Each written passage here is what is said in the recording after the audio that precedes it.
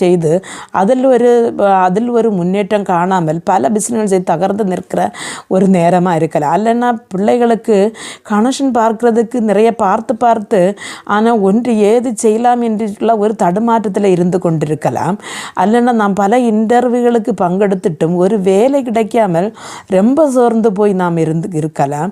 இப்படி பல காரியங்களில் அதே மாதிரி தான் வெளிநாடுகளில் பல தடவை போன பிறகு ஆனால் குடும்பத்துக்கு 10 பைசா சேர்க்க வேண்டும் என்றுள்ள ஒரு தருணம் நமக்கு கிடைக்கல. ரொம்ப போய் நாம் தோல்வி அடைந்து தான் திரும்ப நாட்டுக்கு வருவோம். இப்படி பலவிதமான பாரங்களின் மத்தியில் நீங்கள் சென்று கொண்டிருக்கும் பொழுது கர்த்தர் என்ன சொல்லுகிறாருன்னா, பயப்படாதாங்க, தைரியமாக முன்ன போங்க, கர்த்தர் உங்களோடு கூட இருப்பார் என்று சொல்லுகிறார். இங்கே நாம் இந்த வசனத்தில் நாம் வாசிக்கும்போது, அவர் உன்னை நீ பயப்படவும் கலங்கவும் வேண்டாம், அவர் உன்னை கைவிடுவதும் இல்லை, உன்னை விட்டு விலகுவதும் இல்லை என்று சொல்லுகிறார்.